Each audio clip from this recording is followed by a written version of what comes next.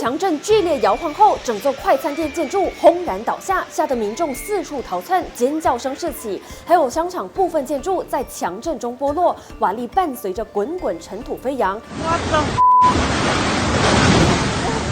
不少学校也传出灾情。而这一幕幕发生在菲律宾南部棉兰老岛，当地海域今早发生恐怖7.8级强震。德国地球科学研究中心指出，地震震源深度只有10公里，属于极浅层地震。这场突如其来的强震让棉兰老岛的桑托斯将军市多个地方都陷入恐慌。那透过网民拍下的事发画面，一所学校的师生在空地上避难，没想到大地剧烈摇晃，几秒内身后的大棚轰然倒塌，吓得小朋友们疯狂尖叫逃窜，让人捏把冷汗。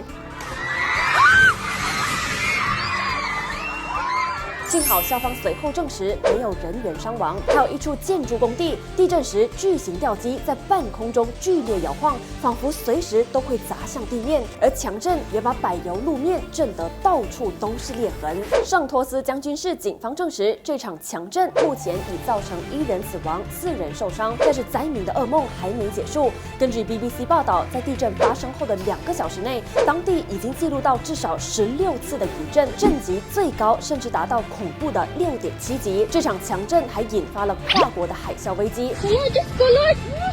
太平洋海啸预警中心在地震之后发布警告，包括印尼、菲律宾、帛琉、日本、台湾以及巴布新几内亚部分沿海地区，随时可能出现大范围的危险海啸。我们马来西亚也在名单中，可能面临高达1公尺的巨浪袭击。